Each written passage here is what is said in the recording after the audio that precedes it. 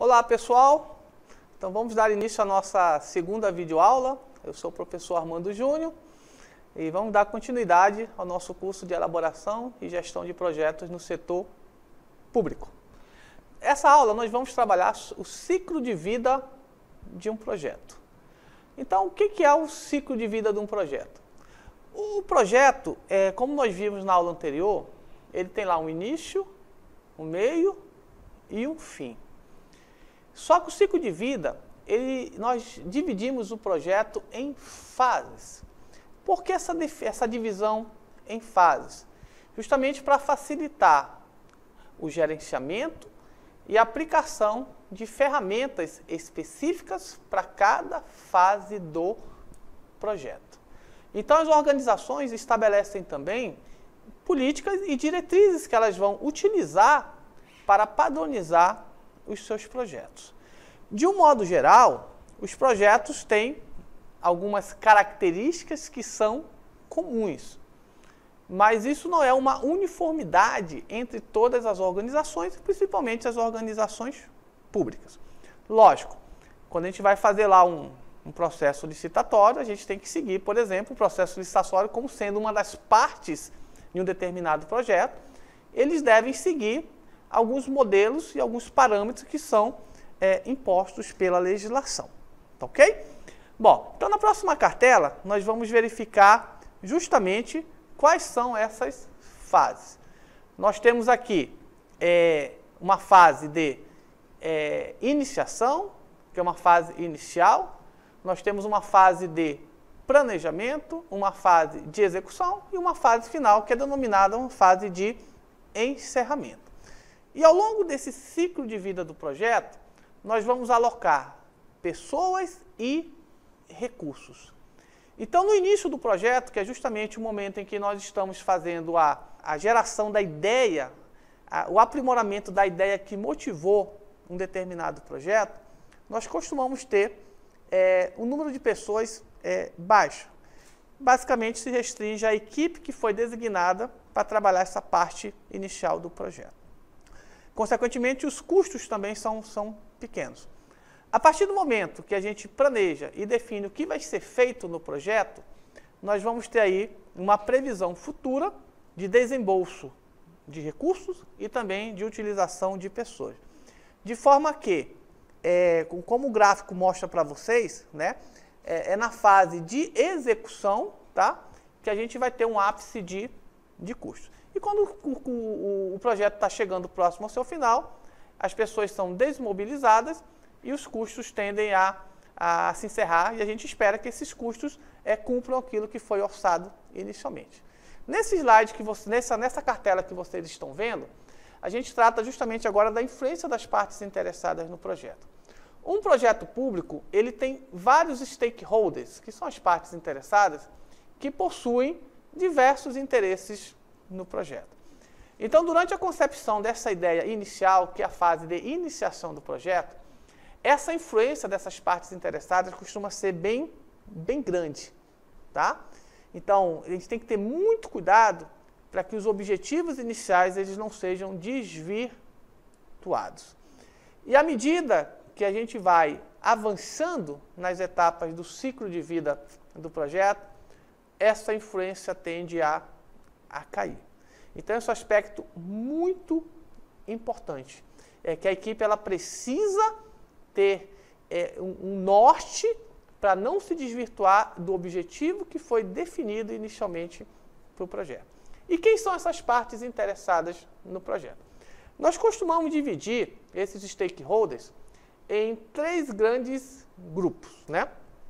Além da equipe de gerenciamento do projeto, que é a equipe que é designada pela instituição para coordenar o projeto, ela tem que ter o apoio, a gente chama isso de patrocinador do projeto, pode ser um diretor, pode ser um secretário, ou até mesmo o governador do estado, que vai dar o apoio institucional para que a equipe possa desenvolver todas as suas atividades no projeto. E lembrando, sempre atentando para o objetivo para o qual essa equipe foi designada e o objetivo para o qual o projeto foi criado. E aí essa equipe vai ter que gerenciar todas as partes interessadas, que, como a gente viu na cartela anterior, essas partes interessadas têm uma influência muito grande durante a fase inicial do projeto. E quem são essas partes interessadas? O seu governador, um secretário estadual, a gente classifica como stakeholders estratégicos, diretores de departamento, gerentes de projeto, o próprio cidadão, a própria sociedade é uma parte interessada em todo e qualquer projeto da administração pública. Tá? Então, dependendo da abrangência do projeto, da área do projeto, nós vamos ter diversos atores que vão ser partes interessadas. Quando a gente fala em educação, professores, todo o pessoal técnico administrativo de uma escola são partes interessadas, pais, alunos e a própria sociedade também. A própria comunidade, às vezes, na qual a escola está inserida, de repente resolve fazer um projeto voltado para a área ambiental e que em dado momento vai envolver as famílias e até os membros da comunidade onde ela está inserida, também são partes interessadas no projeto. Aí na próxima cartela, a gente vê essas fases, cada etapa, iniciação, planejamento, execução, encerramento. Vocês podem verificar nesse gráfico aí, que a fase de iniciação é uma fase onde a gente vai estar estipulando os objetivos, delineando os objetivos do projeto, tendo uma visão de longo prazo no que vai ser feito no projeto. Quando a gente define esse escopo do que vai ser feito, a área de abrangência do projeto, a gente entra numa etapa que eu considero a mais importante, que é a etapa de planejamento. A gente costuma dizer, na área de projetos, que o sucesso de um projeto está diretamente vinculado à qualidade e ao esforço do planejamento que foi feito inicialmente para que o projeto atingisse os seus resultados. Pois é nessa etapa que a gente vai ter que tentar visualizar um estado futuro, tipo, quais são as entregas esperadas do projeto lá no final. E aí nós vamos alocar pessoas, definir o que vai ser feito, como vai ser feito, quem vai fazer, qual é o custo, o orçamento envolvido.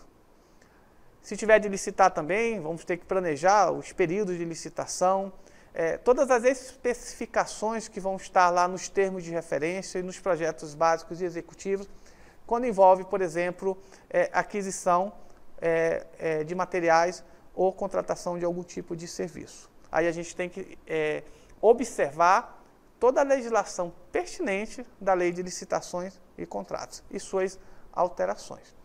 E aí, terminada essa etapa de planejamento, é a etapa de arregaçar as mãos, arregaçar as mangas da camisa, melhor dizendo, e partir para a execução do projeto.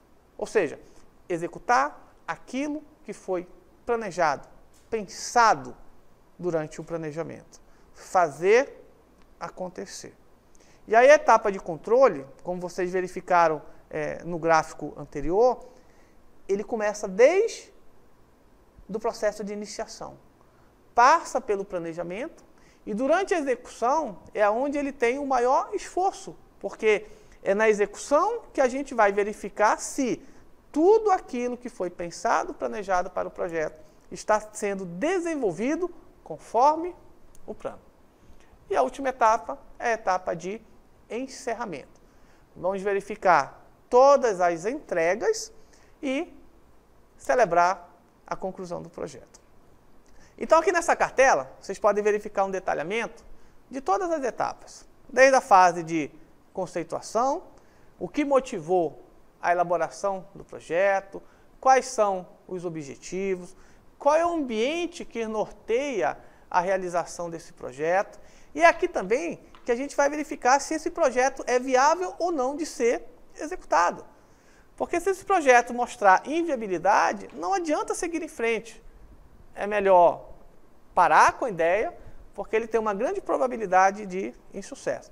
E aqui é feito todo um estudo de viabilidade, que também é uma técnica muito interessante, muito importante para a gente assegurar que aquele projeto realmente ele vai conseguir atingir os seus objetivos. A fase 2, que é a fase de estruturação, nós vamos estabelecer o quê? As metas e os objetivos. Programar todos aqueles recursos que vão ser utilizados durante a execução do projeto. Como é que vai ser feita a comunicação da equipe de gerenciamento do projeto com todas as partes interessadas? E na próxima cartela nós temos as últimas 3 fases, que é a fase de execução, como eu falei, né? Arregaçar as mangas e executar aquilo que foi pensado, para garantir que atividades, todos os critérios, as especificações de qualidade que foram determinadas, especificadas para o projeto, sejam atingidas. E aí o projeto termina, que é a fase de conclusão. Como o projeto ele é temporário, único, a equipe celebra, comemora, entrega mais um projeto e a gente vai estar redirecionando esses servidores para um outro projeto. É feita toda a parte de documentação e a gente também costuma deixar as lições aprendidas para que em próximos projetos, falhas que podem ocorrer não sejam cometidas novamente. E fazer um acompanhamento após a entrega do projeto. Então, aqui nós terminamos a nossa segunda aula e eu peço que vocês leiam o material que está postado no ambiente virtual para que vocês tenham possibilidade de aprofundar um pouco mais os conhecimentos sobre o ciclo de vida de um projeto e as etapas que compõem esse ciclo de vida. Até mais!